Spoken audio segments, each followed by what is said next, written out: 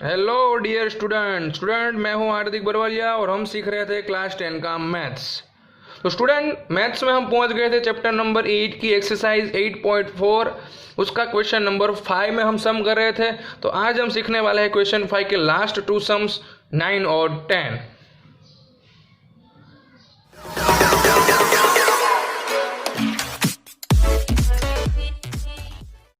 तो स्टूडेंट यहाँ पर आप क्वेश्चन नंबर 9 देख सकते हैं। आपका क्वेश्चन नंबर 5 जो है ना, क्वेश्चन नंबर 5 का 9 नंबर वाला सम है एक्सरसाइज 8.4 का। तो यहाँ पर हमें क्या करना है, LHS दी है cosec minus sine sec minus cos, और हमें आंसर लाना है टेन प्लस कोट में। तो भाई कॉसेक और टेन कोट को कोई डायरेक्टली रिलेशन है नहीं, हाँ है, कॉसेक और कोट का है, लेकिन स्क्वायर वाली आइडेंटिटी है। बताया ना आपको स्क्वायर वाली आइडेंटिटी, भाई cosec square minus cot square is equal to 1 लिख सकते हैं, लेकिन यहाँ पर स्क्वायर तो हमारे पास है नहीं, तो हम दूसरा कुछ नहीं कर सकते। सिर्फ और सिर्फ क्या कर सकते हैं, साइन कॉस में कन्वर्ट कर सकते हैं। जहाँ तक हो सके वहाँ तक LHS का सिंप्लीफाई करेंगे, उसके बाद RHS का करेंगे, दोनों का आंसर सेम ला सकते हैं। तो लिख सकते हैं डायरेक्ट भाई LHS is equal to RHS। एक ही सम ऐसा है जिसमें हम ऐसा कर सकते हैं। उसके बाद हमारा शायद पहले भी ऐसा एक क्वेश्चन आया था क्वेश्चन 5 में ही। कौन सा सम था, शायद क्वेश्चन नंबर 3 था। क्वेश्चन नंबर 3 में आप ऐसा कर सकते हो। और यहाँ पर कौन सा क्वेश्चन है आपके सामने, क्वेश्चन नंबर 9। ओके, तो चलिए यहाँ पर LHS पहले तो लिख देते हैं। LHS हमें क्या दी है, cosec A minus sine A, और दूसरे ब्रैकेट में हमें दिया है sec A minus cos A। Simplification करते हैं, क्या करेंगे, पहले तो भाई कॉसेक को क्या लिख सकते हैं, याद कीजिए किसका इन्वर्स है, साइन का। तो यहाँ पर हम क्या लिखेंगे, 1 upon sine A। Okay, minus यहाँ पर भी साइन A, ब्रैकेट ओवर, यहाँ पर सेक को लिख सकते हैं 1 upon cos A minus cos A, as it is लिख देंगे। दूसरा को सिंप्लीफिकेशन होगा नहीं होगा। ओके, आगे जाते हैं। यहाँ पर LCM की बात करते हैं। LCM मुझे लेना है फर्स्ट टर्म में साइन A, तो जहाँ पर साइन नहीं है वहाँ पर मल्टीप्लाई, डिवाइड में साइन नहीं है तो यहाँ पर साइन साइन का मल्टीप्लाई, तो 1 माइनस क्या हो जाएगा, साइन स्क्वायर A हो जाएगा। ओके, दूसरे ब्रैकेट में भी ऐसा, डिवाइड में कॉस A हमारा LCM हो जाएगा, तो 1 तो है ही, यहाँ पर कॉस A नहीं है डिवाइड में, तो कॉस के साथ मल्टीप्लाई कर दीजिए तो कॉस स्क्वायर A हो जाएगा, है ना, सिंपल। ओके, चलिए अब आगे क्या करेंगे, तो आइडेंटिटी यूज कर सकते हैं 1 माइनस साइन स्क्वायर, यानी क्या लिख सकते हैं, कॉस स्क्वायर A लिख सकते हैं, डिवाइड में है साइन A। यहाँ पर भी ऐसा 1 माइनस कॉस स्क्वायर, स्क्वायर वाली आइडेंटिटी जो पहली आपको मैंने दी है ना, उसी को यहाँ पर यूज करते हैं। तो यहाँ पर हो जाएगा साइन स्क्वायर A, डिवाइड में है कॉस A। अब क्या करेंगे, कटिंग करने का बाकी रह गया, दूसरा कुछ बाकी है नहीं। यहाँ पर आप देख सकते हैं भाई, यहाँ पर 2 टाइम्स कॉस स्क्वायर है, यहाँ पर एक बार कॉस है तो स्क्वायर और कॉस कैंसिल, यहाँ पर साइन है तो स्क्वायर निकल जाएगा ना, एक बार निकल जाएगा कॉस ऐसा, तो यहाँ पर स्क्वायर निकल गया, तो बाकी क्या बचेगा आपका कॉस है इंटू यहाँ पर बचेगा साइन है। 1 टाइम कट हो गया, 1 टाइम बाकी बच गया है, दूसरा मैंने कुछ नहीं किया है। अंडरस्टैंड। चलिए अब यहाँ पर बाजू में मैं बता देता हूँ कि RHS में हम क्या सॉल्व करेंगे। ओके बच्चों,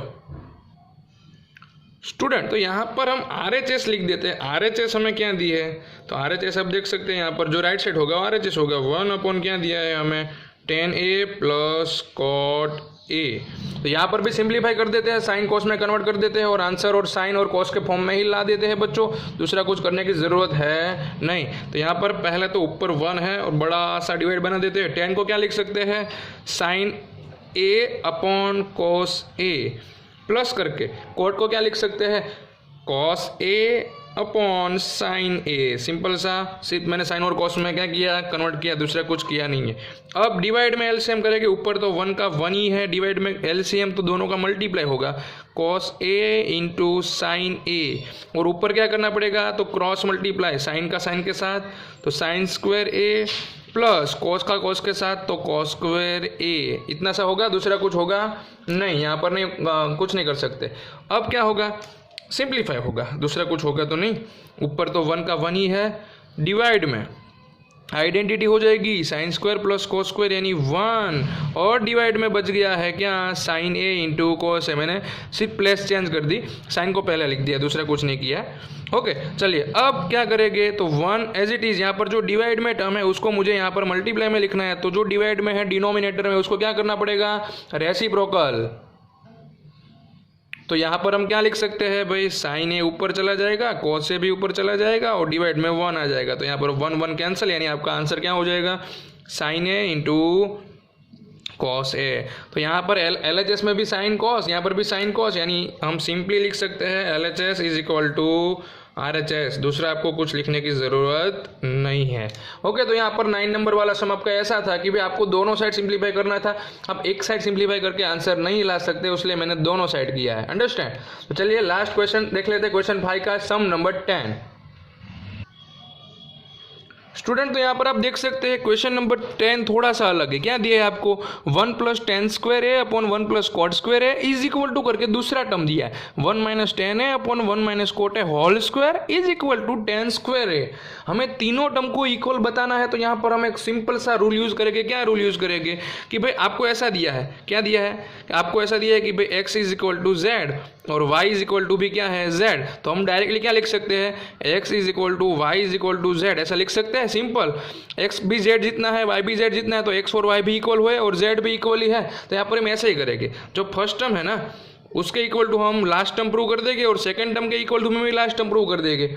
यानी कि दोनों LHS हम लेकर RHS में क्या प्रूव करेंगे, tan स्क्वायर ए प्रूव कर देंगे, तो हमारा सम फिनिश हो जाएगा। यहाँ पर हमें इनडायरेक्टली आपको 2 सम यहाँ पर दिया है। पहला सम LHS में हम क्या लिख सकते हैं यहाँ पर, तो पहले हमें LHS में जो हमारा फर्स्ट टर्म दिया है यहाँ पर वो लिख देंगे, यानी कि क्या लिख देंगे, 1 + tan स्क्वायर ए अपॉन में 1 + cot स्क्वायर ए। दूसरा हम कुछ नहीं लिखेंगे, सिर्फ इतना ही लिखेंगे। ओके, सिंप्लीफिकेशन बहुत ईजी है। अब यहाँ पर हमें सॉल्व करके क्या ला देना है, डायरेक्टली tan स्क्वायर ए ला देना है। तो 1 + tan स्क्वायर, आपको पता है स्क्वायर वाली आइडेंटिटी की, अगर आपको 1 + tan स्क्वायर दिया है तो उसका आंसर हम क्या लिख सकते हैं, ST बस वाली याद कीजिए, मैंने आपको बोला था ST बस वाली आइडेंटिटी, डायरेक्टली sec स्क्वायर ए डिवाइड में 1 + cot स्क्वायर है, तो उसका आंसर हो जाएगा डायरेक्टली cosec स्क्वायर ए। अब इसको कुछ नहीं करना है, साइन कॉस में कन्वर्ट कर देना है। तो sec स्क्वायर यानी उसको हम लिख सकते हैं 1 / cos स्क्वायर ए, बड़ा सा डिवाइड बना दीजिए, और cosec स्क्वायर तो उसको हम लिख सकते हैं 1 + साइन स्क्वायर है। सिंपल सा लॉजिक था। अब क्या करेंगे, तो भाई डिवाइड में जो टर्म है उसको मल्टीप्लाई में ले जाएंगे, तो ऊपर जो है उसको as it is 1 / cos square है, जो डिवाइड में है उसको मल्टीप्लाई में लिखना है, तो इनवर्स हो जाएगा 1 / साइन स्क्वायर है, तो साइन स्क्वायर ए अपॉन 1 हो जाएगा। 1 1 लिखने की जरूरत नहीं है, आपका आंसर हो जाएगा sine square upon cos square directly. तो क्या लिख सकते हैं आप, sine square upon cos square, tan square हो जाएगा। ओके, यहाँ पर आप देख लीजिए साइन स्क्वायर ऊपर बच गया है, डिवाइड में आपका हो गया है cos square A is equal to आप लिख सकते हैं tan स्क्वायर ए, यानी आपकी RHS आपको मिल गई। RHS में जो लास्ट वाला टर्म हमें करना था वो हमने कर दिया। ऐसे ही दूसरा सम है, उसमें भी हम tan स्क्वायर ला देंगे, यानी कि तीनों टर्म इक्वल है, ऐसा हम प्रूव कर देंगे। चलिए, अब LHS में क्या लेंगे हम वापिस, तो यहाँ पर जो दूसरा टर्म दिया है हमें वो क्या है, तो 1 - tan ए अपॉन 1 - cot ए, उसका होल स्क्वायर है बच्चों, होल स्क्वायर है ना। चलिए कोई बात नहीं, यहाँ पर होल स्क्वायर है तो यहाँ पर आइडेंटिटी तो हम कोई लगा नहीं सकते, हाँ, लेकिन क्या कर सकते हैं, साइन कॉस में कन्वर्ट। तो tan को क्या लिख सकते हैं, साइन ए अपॉन cos ए, बड़ा सा डिवाइड बना देते हैं और यहाँ पर बड़ा सा ब्रैकेट बना देते हैं। कोट ए को क्या लिख सकते हैं, cos ए अपॉन साइन ए और होल स्क्वायर है ना। चलिए अब बात करते हैं यहाँ पर LCM की। आप LCM तो ले सकते हैं, क्या लेंगे यहाँ पर LCM, तो यहाँ पर ऊपर न्यूमरेटर में cos ए आएगा LCM में, यानी कि ऊपर क्या हो जाएगा, cos से मल्टीप्लाई करेंगे तो cos A minus sine A. Understand, बड़ा सा डिवाइड बना देते हैं, नीचे भी ऐसा ही कर देंगे। साइन ए अगर मुझे LCM लेना है तो साइन से मल्टीप्लाई क्रॉस में करना पड़ेगा ना, तो क्या हो जाएगा, साइन ए माइनस cos ए और होल स्क्वायर लगा देंगे। सिंपल। ओके, चलिए अब आगे करते हैं सिंप्लीफिकेशन। तो आगे क्या करना होगा हमें बच्चों, आगे हम एक चीज़ कर सकते हैं। पहले तो क्या कर देंगे भाई, पूरा डिवाइड वाला टर्म है ना बहुत ही बड़ा हो गया, तो उसको मल्टीप्लाई में लिख देते हैं। तो यहाँ पर cos A minus sine A as it is लिख देते हैं। डिवाइड में क्या हो जाएगा, cos ए हो जाएगा, और मल्टीप्लाई में मुझे डिवाइड वाला टर्म लिखना है तो इनवर्स हो जाएगा, साइन ए ऊपर चला जाएगा और साइन ए माइनस cos ए कहाँ पर आ जाएगा, नीचे आ जाएगा, और होल स्क्वायर तो है ही। अब यहाँ पर देखते हैं कि साइन ए माइनस cos ए और यहाँ पर cos ए माइनस साइन ए और यहाँ पर साइन ए माइनस cos ए। भाई थोड़े से टर्म उल्टे हैं, अगर मैं उसको अरेंज कर देता हूँ प्रॉपर वे में तो हम कटिंग कर सकते हैं। तो अरेंज कैसे करेंगे, यहाँ पर देखिए सिंपल सा लॉजिक है यहाँ पर। कॉस माइनस साइन है ना, उसको साइन को अगर मुझे पहले लिखना है, यहाँ पर साइन को पहले लिखना है तो उसका माइनस है ना, उसको हम कॉमन निकाल देंगे। बाहर कॉमन ले लिया मैंने, sign A minus cos A हो जाएगा डायरेक्टली। भाई माइनस को कॉमन लेना पड़ेगा क्योंकि साइन की साइन माइनस है, हमें नहीं चाहिए तो बाहर ले ली मैंने।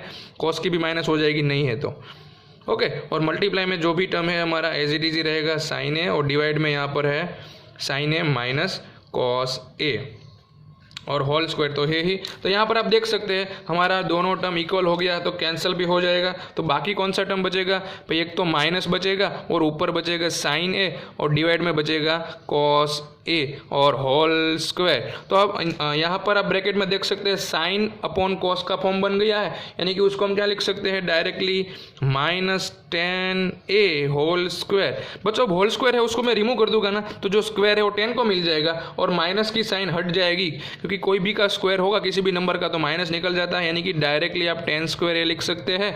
तो यहाँ पर आपका क्या हो गया है, RHS आपको मिल गया है, यानी कि आपके तीनों टर्म कैसे हो गए हैं, इक्वल ही हो गए है।